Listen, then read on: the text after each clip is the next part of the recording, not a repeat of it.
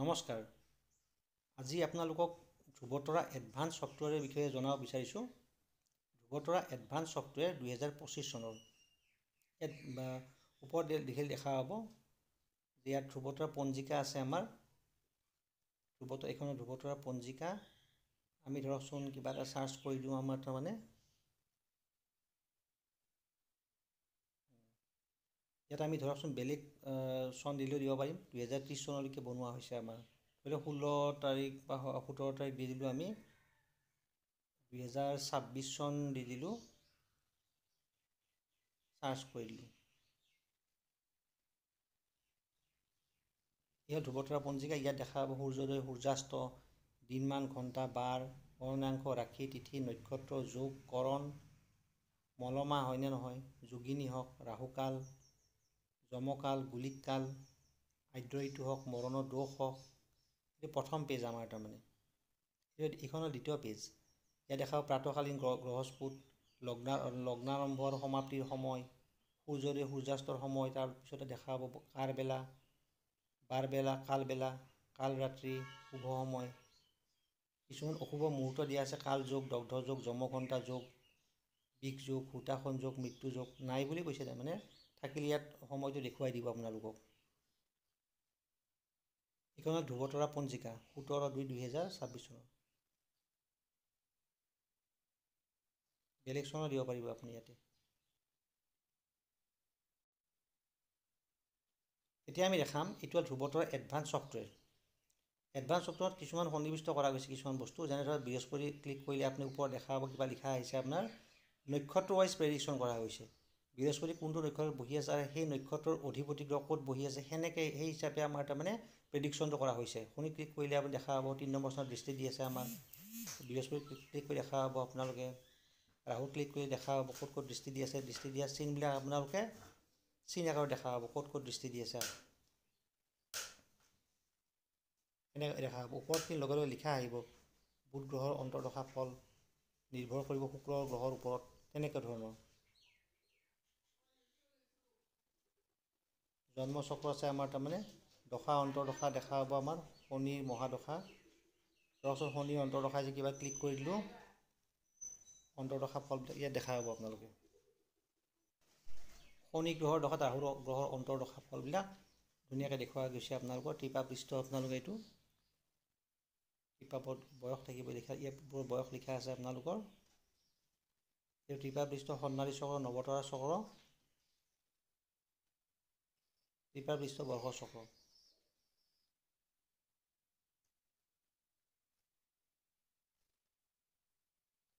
দশা অন্তৰ্দশা degree wise তাৰমানে degree থাকিল। নক্ষত্ৰ ফল বিচাৰ এইবিলাক দেখা পাব। নক্ষত্ৰ ফল আৰ্দ্ৰা নক্ষত্ৰ আছে, বহুত দীঘলীয়াকৈ দিয়া আছে। আপোনাৰ আৰ্দ্ৰা নক্ষত্ৰৰ মানুহবিলাক কেনেকুৱা ধৰণৰ হয়, ভাল স্বাধীন হিচাপে আপোনাৰ কাৰ্মিক হিচাপে আপোনাৰ পুৰুষ কেনেকুৱা হয়, মহিলা কেনেকুৱা হয়, ইয়াত সম্পূৰ্ণকৈ ধুনীয়াকৈ দেখুওৱা গৈছে।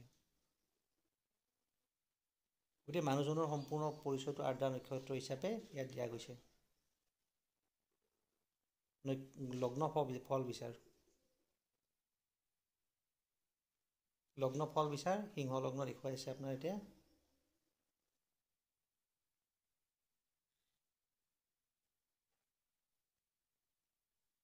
গ্ৰহ বিচাৰ 9টা গ্ৰহৰ বিচাৰ সম্পূৰ্ণকৈ দিয়া গৈছে ইয়াতে। চন্দ্ৰ হওক, আপোনাৰ চন্দ্ৰ মাতৃকাৰ গ্ৰহ লিখা থাকিব ইয়াতে। তাৰমানে মংগল গ্ৰহ ভাতৃকাৰক গ্ৰহ,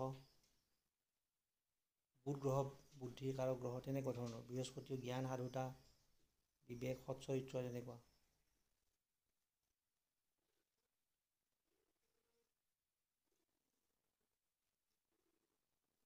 এই গ্ৰহ ফল বিচাৰ। দ্বাদশ ভাৱ বিচাৰ, এই হ'ল দ্বাদশ ভাৱ বিচাৰ। পঞ্চম স্থানত যদি লগ্নপতি থাকে কেনেকুৱা ফলাফল হয়, দ্বিতীয়পতি পঞ্চমত থাকিলে কেনেকুৱা ফলাফল হয়, 6 নম্বৰ স্থানত ভাতৃ স্থানৰ অধিপতি 6 নম্বৰ থাকিলে কেনেকুৱা ফলাফল হয়, ইয়াত ধুনীয়াকৈ গোটেইখিনি আপোনালোকে দেখা পাব।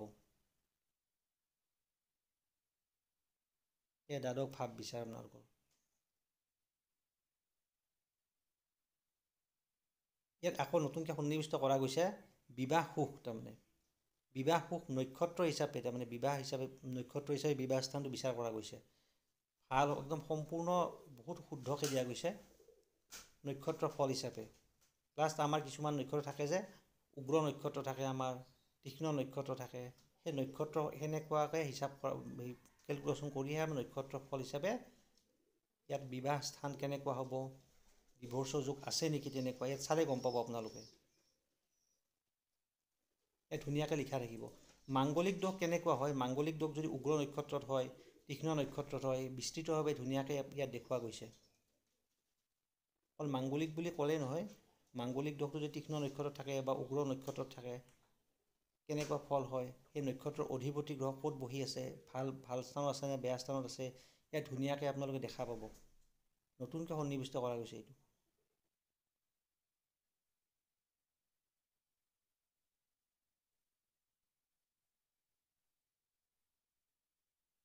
এই হ'ল অন্তৰ্দশা ফল। আগতে আপুনি দেখুৱাইছোঁ আপোনালোকক, তথাপিতো একবাৰ দেখুৱাই দিছোঁ এনেকৈ। শনি দশাত শুক্ৰৰ অন্তৰ্দশা ফলবিলাক চাৰিহাতী ৰিপৰ্ট হিচাপত কেনেকুৱা হ'ব দেখা হ'ব আপোনালোকে। চাৰিহাতী বিৱৰণ তাৰমানে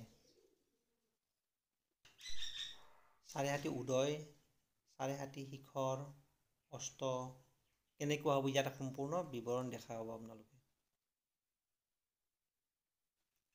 টিপাপৃষ্ঠ টিপাপৰ বয়স থাকিব, কি কেনেকৈ টিপাপ কি থাকে দেখা হ'ব। গ্ৰহ দোষ মাংগলিক দোষ হওক, গুৰু চাণ্ডাল যোগ হওক, অংগাৰক যোগ, বিষ যোগ, সূৰ্যগ্ৰহণ যোগ, চন্দ্ৰগ্ৰহণ যোগ, কালসৰ্প যোগ, অষ্টবৰ্গ আপোনাৰ ইয়াত অষ্টবৰ্গ সৰ্বাষ্টক বৰ্গ ইয়াত দেখা হ'ব আপোনালোকে। যোগৰেখা, যোগবিন্দু কিমান কুল কিমান হৈছে আপোনাৰ, যোগৰেখাত কিমান, যোগবিন্দুত কিমান দেখা হ'ব।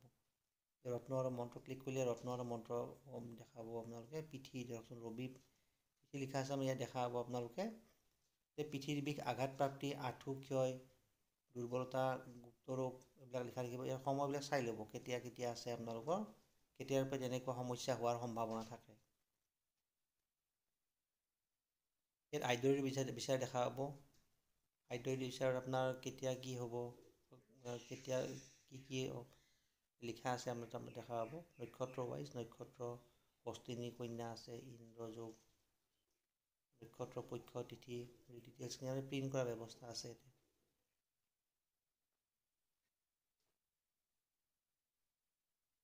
ইয়াত আধ্যয়ৰ বিচাৰ ডাঙৰ কৰিলোঁ। এতিয়া আমি পূৰ্ণিমা তিথি আপোনাৰ বুধবাৰ লগ্ন, সিংহ লগ্ন, আৰ্দ্ৰা নক্ষত্ৰ, ইন্দ্ৰযোগ কি কৰিব লাগে গোটেইখিনি ডিটেইলছখিনি লিখা আছে আপোনালোকে ইয়াত। পটাকিৰিষ্ট, জাতপুৰুষ, জাতচক্ৰ, যোগকাৰক, বাধক, মাৰক গ্ৰহ, ৰত্ন, যোগিনী হওক, মূল্যাংক, ভাগ্যাংক, ৰাশি প্ৰৱেশ কেতিয়া কি প্ৰৱেশ কৰিব, এই জাতচক্ৰ আপোনালোকৰ। অষ্টবৰ্গ থাকিল, অষ্টত্ৰয়দশা ৰাশি কেতিয়া প্ৰৱেশ কৰিব আপোনাৰ, পঞ্চাংগ থাকিব, লগ্ন সমাপ্তি থাকিব। প্ৰিণ্টিঙত কৰিলে আপুনি পুষ্টি কেনেকৈ প্ৰিণ্ট কৰিব পাৰি ইয়াত লিখা থাকিব। এইখিনি সেই নীলা নীলা আখৰখিনি অকণমান লিখিবলগীয়া থাকে, বাকীবিলাক নালাগে আপোনালোকৰ। পিতৃ মাতৃৰ নাম হওক, জাতক জাতিকাৰ নাম হওক লিখি দিলে হ'ল। ইয়াত চিলেক্ট কৰিলে আপুনি কোনটো প্ৰথম পেজটো আমাৰ কি দিব লাগে, আপোনাৰ গণেশৰ ইমেজটো এই ধৰকচোন 20টা পেজ একেলগে প্ৰিণ্ট কৰিব পাৰি। ইয়াত ক্লিক কৰিলে 20টা পেজ একেলগে প্ৰিণ্ট হৈ যাব আপোনালোকৰ। ইয়াতকৈ বেছিকৈ দিব পৰা ব্যৱস্থা আছে আমাৰ। আগতে আপোনাক এইটো দেখুৱাই দিছোঁ। এইটো প্ৰথম পেজত গণেশৰ ইমেজটো আমি আগতে চিলেক্ট কৰিলোঁ যে, দ্বিতীয় পেজ নাম চাম লিখা নাই দিয়কচোন। আমি নাম লিখিলে সেইমতে আহি যাব, পিতৃ মাতৃৰ নাম লিখিলে সেইমতে আহি যাব। বাকীবিলাক লিখিবলগীয়া নাই, নিজে নিজে আহি যাব আপোনালোকৰ। টিপাপৃষ্ঠ হওক, ৰবি গ্ৰহ, চন্দ্ৰ, মংগল, বুধ, বৃহস্পতি, শুক্ৰ, শনি, ৰাহু, কেতু, বাৰ তিথি, পক্ষফল, মাহফল ইয়াত থাকিব আপোনালোকৰ। এক্সট্ৰাকৈ বহুত কিবা কিবি দিব পাৰে।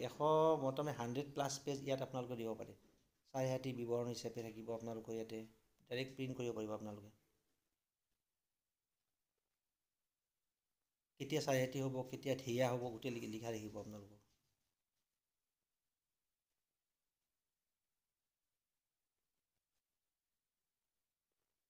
অশুভ গ্ৰহযোগ থাকে নহয়, এই ধৰকচোন যিটো ৰঙা চিন দেখিব কিনাৰত, এই ৰঙা চিন থাকিলে সেইটোৱে অকল লিখা আহিব যে মাংগলিক দোষৰ বিষয়ে লিখা আহিব ইয়াতে অশুভ গ্ৰহ হিচাপে।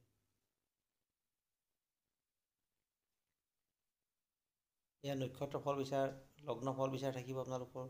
নক্ষত্ৰ ফল বিচাৰ ক্লিক কৰি দিলে যিটো নক্ষত্ৰ হ'ব তাৰ নক্ষত্ৰৰ ফলবিলাক ইয়াত থাকিব। অকণমান ডাঙৰ কৰি দিছোঁ আপোনালোকক। আৰ্দ্ৰা নক্ষত্ৰ হিচাপে আগত কৈছিলোঁ আপোনালোকক মই। ইয়াতে আৰ্দ্ৰা নক্ষত্ৰ হওক তাৰ বিষয়ে গোটেই ডিটেইলছখিনি যিখিনি আগতে লিখা আছিল সেইখিনি বস্তু ইয়াতে লিখা আহিব। A4 চাইজত, এইটো হ'ল A4 চাইজত। A4 চাইজত এতিয়া সৰু পেজো কৰিব পাৰি, ইয়াক বনাব পৰা যাব। অন্তৰ্দশা ফল বিচাৰ, এই ইয়াতে ক্লিক কৰিলে আপোনাৰ এটা গ্ৰহৰ দশাত 4টাকৈ পেজ আহিব। অন্তৰ্দশা ফল, বৃহস্পতি গ্ৰহৰ অন্তৰ্দশাৰ, বৃহস্পতি গ্ৰহৰ দশাত বৃহস্পতি অন্তৰ্দশা ফলবিলাক লিখা থাকিব আপোনালোকৰ। শনিৰ অন্তৰ্দশা হওক আমাৰ, এনেকৈ 4টা পেজত আপোনাৰ এটা গ্ৰহৰ দশাত এটা গ্ৰহৰ অন্তৰ্দশা 4টা পেজতে কমপ্লিট হ'ব। 64 পেজটো হ'ব আছে তাৰমানে ইয়াতে এটা গ্ৰহৰ দশাত এটা পেজ অন্তৰ্দশাও আছে। 64টা পেজ আছে তাৰমানে সেইটো দিব পৰা ব্যৱস্থা আছে। পটাকৃতি জাতবোৰ থাকিব, গুণ চৰিত্ৰ সম্পৰ্কে সংখ্যা তত্ত্ব হিচাপে চাব দেখা হ'ব। মূল্যাংক, ভাগ্যাংক ইয়াত আপোনালোকে দেখা হ'ব। এই ভাগ্যাংক, এয়া মূল্যাংক।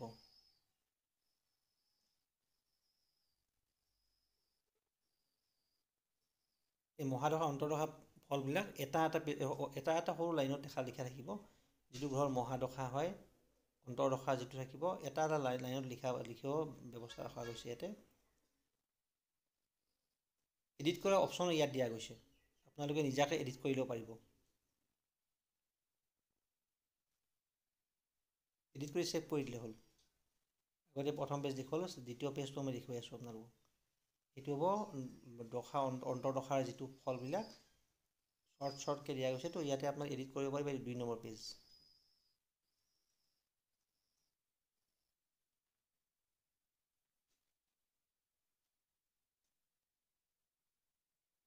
আখৰা কেনেকৈ বনায় 2 নম্বৰ ষ্টাইলত দেখুৱাই আছোঁ আপোনালোকক মই।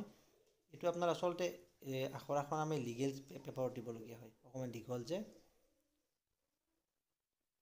ইয়াত আপোনালোকৰ মোৰ নাম নাথাকে, আপোনালোকৰ নাম থাকিব ইয়াতে ওপৰত, গ্ৰহস্পতি থাকিব, তিপা বয়স থাকিব, আখৰাখনৰ বিষয়ে ডিটেইলছখিনি ইয়াত লিখা থাকিব।